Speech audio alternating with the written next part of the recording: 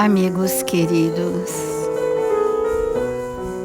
nesta manhã luminosa em nossas vidas, convidamos a todos a nos reunirmos para orarmos a Jesus, nosso bom e amado Mestre, e sentir-lhe a presença em nossas vidas.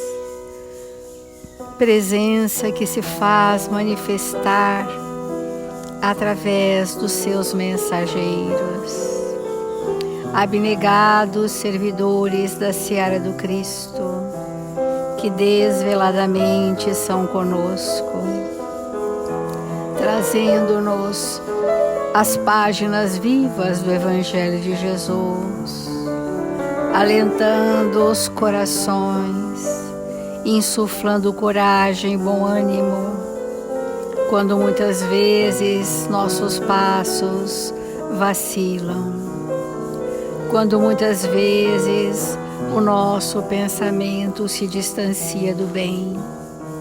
São estes prepostos de Jesus na terra, que amorosamente nos reconduzem às sendas iluminativas do progresso.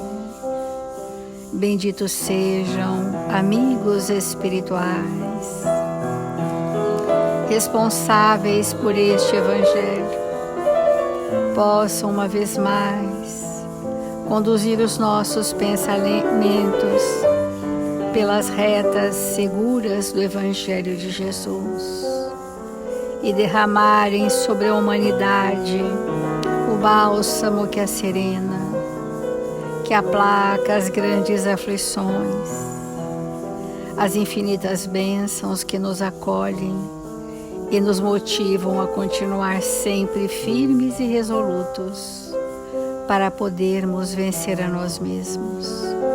Obrigada, amigos queridos. Obrigada, Senhor Jesus, por essas reflexões desse dia, e que assim seja.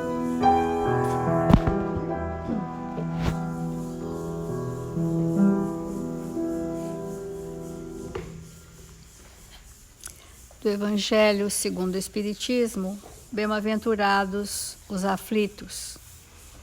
E nós estamos nesse item da justiça das aflições. E o capítulo dos bem-aventurados os sofridos inicia com a justiça divina, que diz: se Deus é soberanamente bom e justo, não pode agir por capricho nem com parcialidade.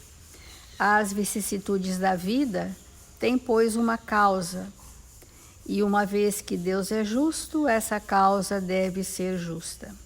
Eis do que cada um deve se penetrar bem. Nós estamos refletindo muito sobre o que entendemos por lei de justiça, amor e caridade.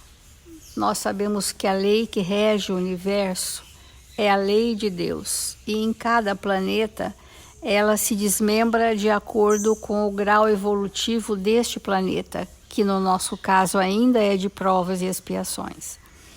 Então, necessário se torna que a gente possa refletir sobre as dores que causamos a nós mesmos todas as vezes que transgredimos as leis sábias e misericordiosas.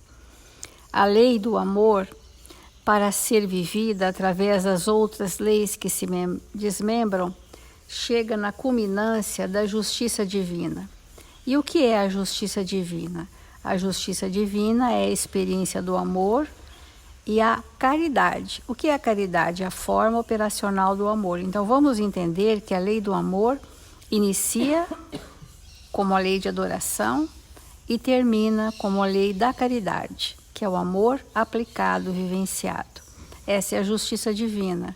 Então, a justiça divina age conosco de forma caridosa.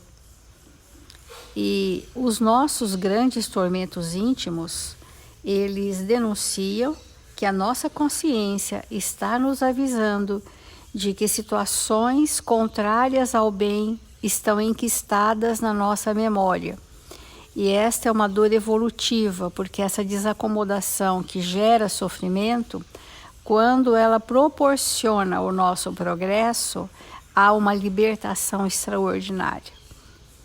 Então, como que nós vamos processar essa ação transformadora? Através da reencarnação, que depois do amor, que é a grande lei, é a segunda palavra do alfabeto divino. Então, olha, a reencarnação é a segunda palavra, ou seja, nós só poderemos chegar à perfeição da caridade, do amor e da caridade, se nós passarmos por várias reencarnações que progressivamente nos convidam a transformações. Porque as transformações não são de súbito, elas são proporcionais ao nosso momento de suportar aquele revés. Isso é caridoso por parte dos espíritos superiores que, em nome de Deus, trabalham em nosso favor. Então, o Emmanuel traz também uma lição no livro Encontro Marcado, que vai falar sobre esse desafio e a resposta a esses desafios. Porque quando isso for sentido por nós, a lei de justiça se operando em nós, as nossas queixas não existirão mais, a nossa vitimização não existirá mais. Nós vamos nos libertando para entender que nós estamos no momento mais oportuno para o nosso progresso. Então diz assim: a vida é amor e a lei é justiça. Então, a vida é uma expressão do amor de Deus, concedida a todos sem solução de continuidade. Nós temos existências que são então as reencarnações. E estas existências, elas são movidas pela providência divina, que tudo provê, que nos socorre, que nos ampara, que nos envolve em vibrações esperançosas, que nos convidam a transformações, que nos trazem oportunidades que nós não tínhamos percebido. Isto é a providência divina agindo em nome da justiça de Deus. Então, o amor sabe que sem justiça a estrada mergulharia no caos, porque sem justiça divina, que é a forma operacional do amor, através da caridade, nós estaríamos no caos da vingança. E ainda no estado primitivo do homem ancestral, que aquele que o feria, ele feria igualmente ou mais, expressando a sua crueldade primitiva, porque ainda não tinha sentimentos que pudessem nortear as suas ações. Então, a estrada mergulharia no caos e a justiça reconhece que sem amor a meta se perderia nas tramas do ódio. Como em muitas histórias pessoais, e a literatura espírita exemplifica isso, quantas tramas tiveram base no ódio, por várias encarnações. Então, o espírito colérico, o espírito irritadiço, o espírito intempestivo, ele não conhece a lei e não sabe que isso é um processo autodestrutivo, que ele está destruindo a tessitura perispirítica, fazendo lesões mentais e psicofísicas, e está mergulhado nesse manancial ainda no estado de torpor, que é o estado de sono. E esse sono às vezes é literal, há pessoas que gostam de dormir mesmo. Esse estado torporoso faz com que o espírito não perceba as lesões que ele está causando a si mesmo. E quando essas lesões aparecem, ele se indigna e quer atribuir a responsabilidade a outros. Essa tem sido a dinâmica doente do ser humano até então. Então, o Emmanuel está nos convidando a desenvolvermos uma compaixão diante das aflições terrenas. Se alguém te escorraça, recorda que ninguém alteraria os punhos contra o próximo se estivesse convencido de que um dia, no plano superior, seremos inquiridos sobre aquilo que estamos fazendo aos nossos irmãos. Ninguém agrediria. Se perante a nossa consciência nós seremos chamados a prestar contas da administração do bem maior da vida. Se alguém te menospreza, aqui começa causa e efeito, gente. Porque como nós temos falado, as bem-aventuranças vêm anunciar a lei de Deus, dizendo que os nossos atos geram consequência. E que quando estamos arcando com a consequência dos nossos atos de forma lúcida e resignada, nós estamos a caminho das bem-aventuranças. Se não houver resignação, não seremos bem-aventurados, não seremos ditosos. Então é um percurso que o Sermão da Montanha traz para nós de como a lei do amor necessita da lei de justiça para que esse amor se faça nos nossos relacionamentos. É bem profunda a compreensão do Sermão da Montanha. Vamos aqui em algumas coisas bem específicas do nosso dia a dia. Se alguém te menospreza, e o tempo todo há pessoas que nos desprezam, que nos menosprezam, que nos rejeitam, que nos excluem. Reflete que ninguém mesmo, depreciaria um companheiro se soubesse que amanhã talvez renasça no lar daqueles mesmos a quem haja fustigado com o látego da aversão. Efeito. Nós estamos falando que se eu menosprezo alguém, amanhã pode ser que eu renasça naquele lar e aquele alguém que eu menosprezei seria meu pai, será meu pai. Meu irmão mais velho, alguém que vai me conduzir para que eu me ajuste com a lei de justiça, amor e caridade. Talvez renasça no lar daqueles mesmos.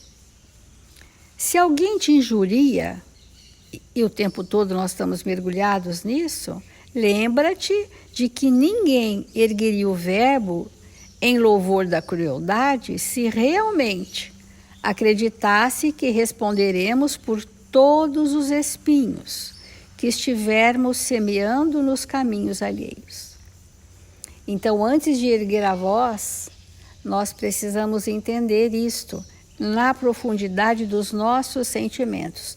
Nós responderemos pela nossa crueldade, porque são espinheiros plantados pelas nossas próprias mãos. Se alguém te prejudica pelo abuso de autoridade, hoje nesse mundo que nós estamos é o que mais se faz, pensa que ninguém se desmandaria no poder se meditasse na hora inevitável em que será compelido a fundir todas as vanglórias humanas num punhado de cinzas. Terminaremos num punhado de cinzas. Então essa autoridade é um personagem fictício que estabelece em nós a ilusão do poder, que se chama alienação mental. Todo espírito que está na ilusão do poder é um espírito que tem a alienação mental e ele faz abusos cujas consequências ele não suportaria ainda. Tem isso também. E a misericórdia divina é tanta que esse espírito só vai arcar com a consequência dos seus desatinos quando tiver certo recurso. Antes disso, não seria possível. Isso é ser compassivo perante a limitação do outro. Ainda não está no tempo dele. Serve reconhecendo que o trabalho é nossa herança comum. E ora aceitando no firmamento o teto abençoado que a todos nos acolhe como os filhos de Deus. À frente de quem se aproxime, compadece-te.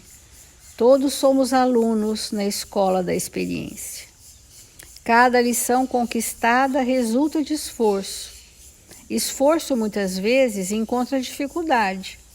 Toda dificuldade é um desafio.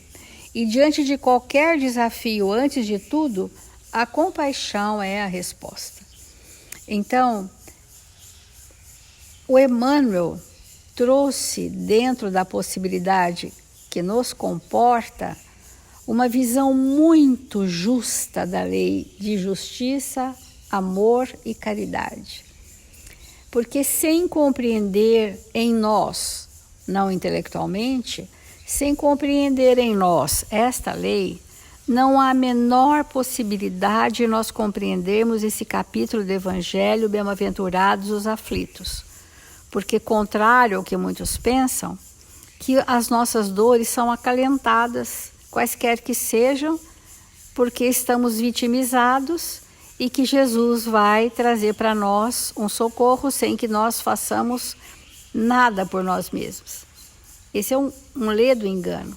Então, a lei, ela requer que nós despertemos a consciência através dos sentimentos nobres, que a consciência me sinalize o que eu vim transformar e me empenhar até a última gota da minha possibilidade em realmente me ajustar com a lei. Aí sim serei bem-aventurado e sairei do estado aflitivo, porque sentirei que estou no caminho do ajuste, ou da reconciliação, ou da reparação.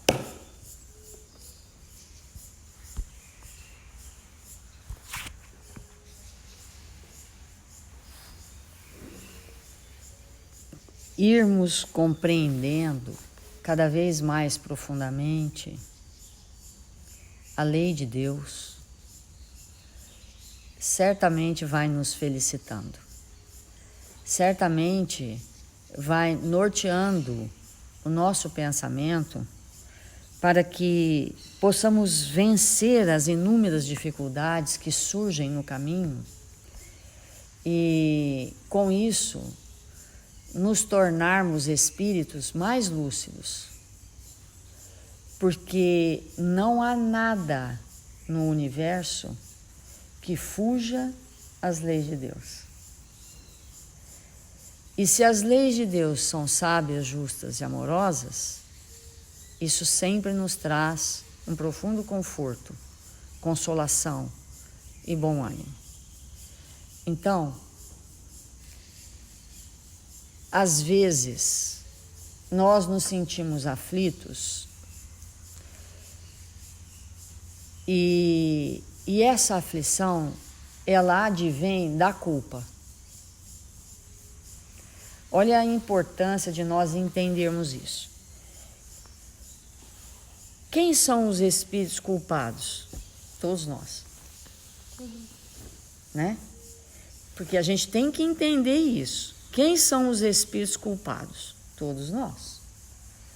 Todos nós que estamos num mundo de provas e expiações. Muitas das aflições que nós estamos passando aqui agora têm causas anteriores à nossa reencarnação. E o estado da culpa, obviamente que varia em nós do zero ao infinito, porque a culpa, ela também depende do quanto nós estamos acessando amplamente a nossa consciência. Porque um espírito, ele pode fugir da culpa, ele pode anestesiar a sua consciência. Quantos espíritos na Terra se tornam alcoólatras porque estão fugindo de uma culpa? Quantos espíritos se tornam viciados em drogas ilícitas porque, na verdade, estão tentando abafar a culpa? Quantos espíritos entram num estado profundo de esquizofrenia para tentar fugir à culpa?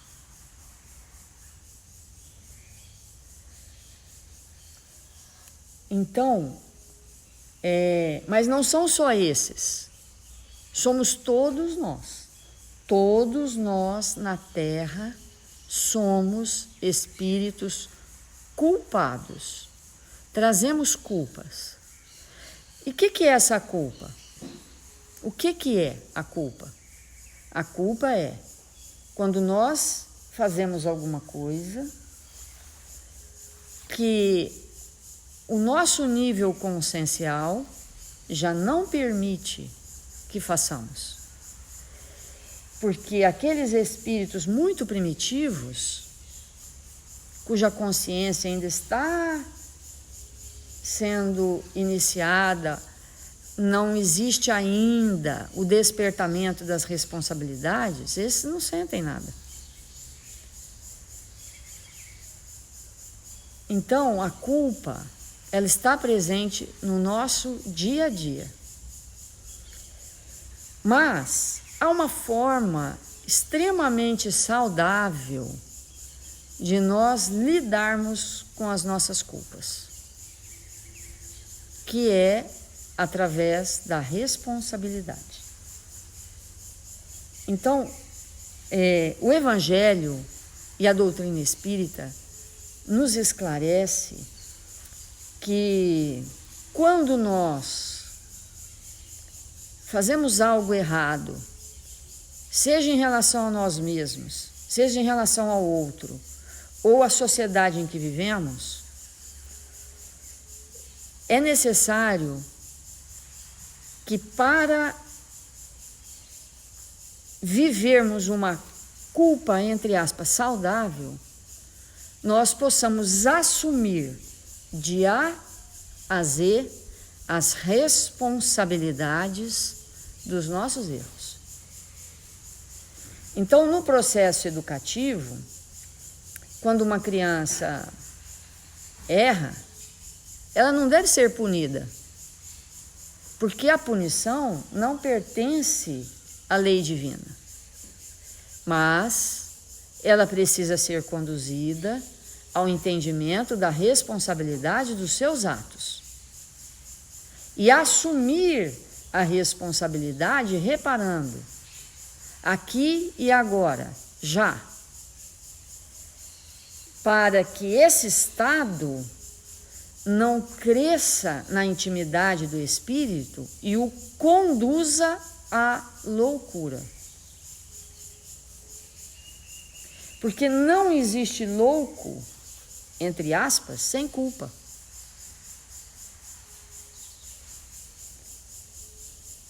Toda vez que nós enlouquecemos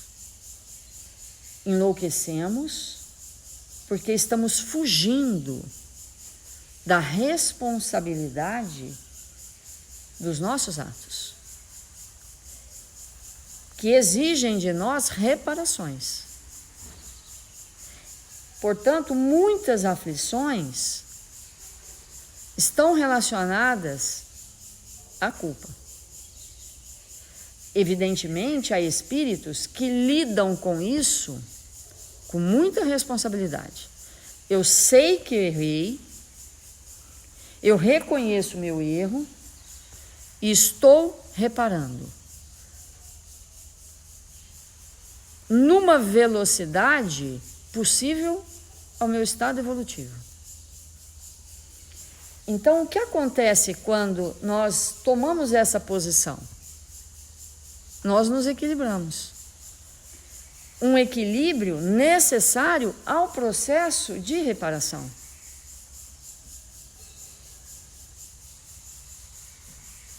Muitas vezes nós somos espíritos altamente aflitos, nem percebemos que somos, porque estamos distanciados de nós mesmos e muito menos reconhecemos que é em função da culpa.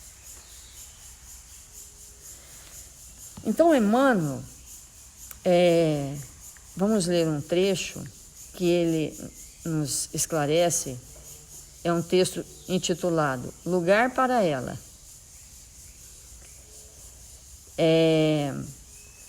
Do livro Estude Vivo. Então ele diz assim: todos nós precisamos da justiça. Olha que importante, todos nós precisamos da justiça. Essa frase ela é extraordinária porque Deus não criaria algo inútil. Olha isso. Seria, né? Deus não criaria nada inútil.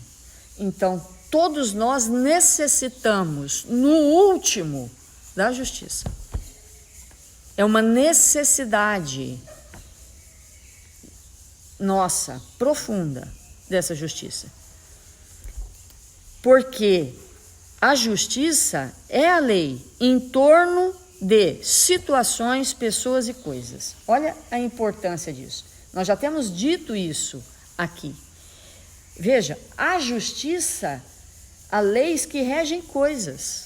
Justiça, a justiça que regem coisas.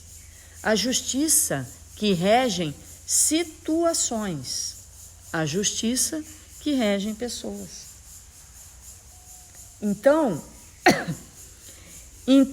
ele vai dizer, fora dela, então, no nosso caso, então, pessoas, espíritos, homens, fora dela, a iniquidade é capaz de premiar o banditismo em nome do poder. Entretanto, é necessário que a caridade lhe presida as manifestações, para que o direito não se faça intolerância, impedindo a recuperação das vítimas do mal.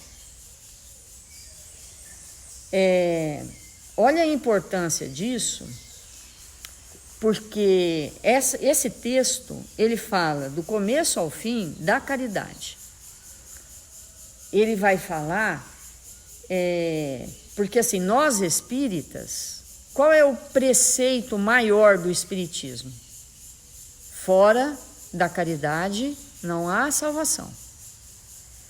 E então Emmanuel vai dizer para nós, nesse texto, que quando nós nos equivocamos com alguma coisa e nos sentimos culpados,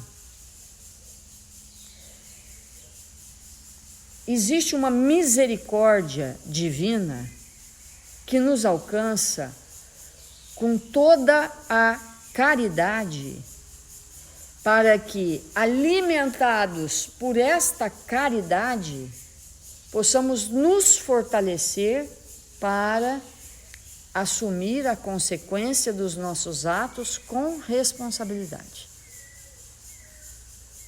Então, com isso, a culpa, ela chega em níveis da harmonia. Então, hoje, aqui, agora, eu te lesei, eu te prejudiquei, eu falei para você uma palavra que saiu atravessada. O que é que Jesus nos recomenda? Reata com o teu inimigo enquanto estás a caminho. Ou seja, alguma coisa deu errada nas nossas relações, é agora, é aqui, é nesse tempo, o momento do ajuste. Porque se nós não nos ajustarmos aqui agora, nesse momento, lá na frente, essa culpa não desfeita por ter assumido a responsabilidade do meu ato, vai me levar a situações de aflições graves que eu posso não saber lidar e que estas aflições podem paralisar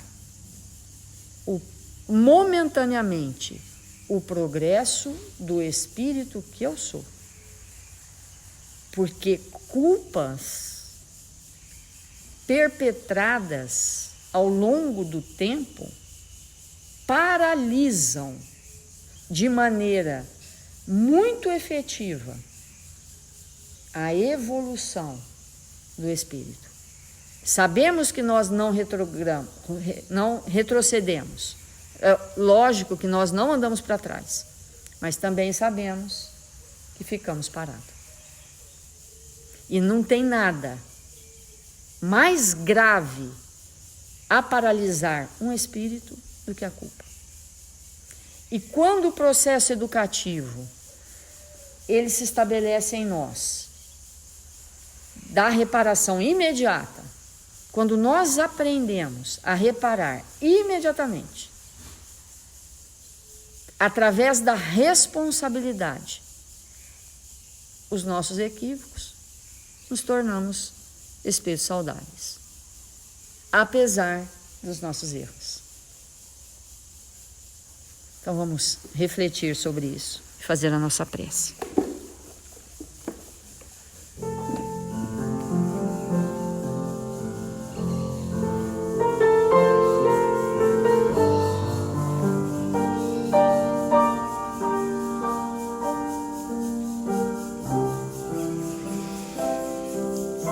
Senhor Jesus, divino amigo da nossa vida, nós te buscamos outra vez, uma vez mais, Senhor, para nos ligarmos ao seu coração. Nós nos encontramos aqui em prece, buscando o seu olhar generoso e misericordioso, rogando amparo aos nossos espíritos cansados de errar os mesmos erros, cansados, Senhor, de não nos empenharmos para instalar em nossa intimidade o teu evangelho de amor. Um novo dia em nossa vida, Senhor, se inicia nesta hora. E rogamos que tenhamos força para amparar aqueles que nos chegarem. Então, Mestre, derrama sobre nós o passe espiritual. Que a sua luz penetre profundamente em nós, desfazendo de nossa intimidade as sombras que ainda trazemos em nós, fruto da inoperância no bem. Fluidifica, Senhor, junto desses amigos, a nossa água, para que ao sorvê-la tenhamos, Mestre, bom ânimo para as lutas diárias em que desejamos vencer a nós mesmos. Senhor Jesus, nesse momento tão especial da nossa vida, rogamos pelos nossos irmãos enfermos, necessitados de amparo, de misericórdia, para que possam prosseguir um pouco mais. E com isso, Senhor, adquirirem a experiência de viver na terra sobre o seu amparo. Que não sejamos nós a desistir de nada. Ampara, Senhor, nossos irmãos que se encontram enfermos nos hospitais, nas enfermarias, nos lares. Socorre-os profundamente. Que o Senhor nos abençoe. E nesse momento tão grave que a nossa nação atravessa, que nós possamos ser os cristãos a socorrer aqueles que necessitam.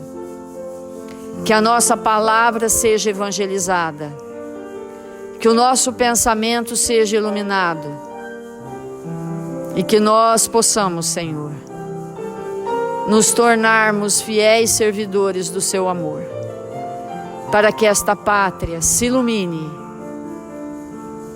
pela vivência do Evangelho de todos os brasileiros. Que o Senhor nos abençoe, hoje e sempre.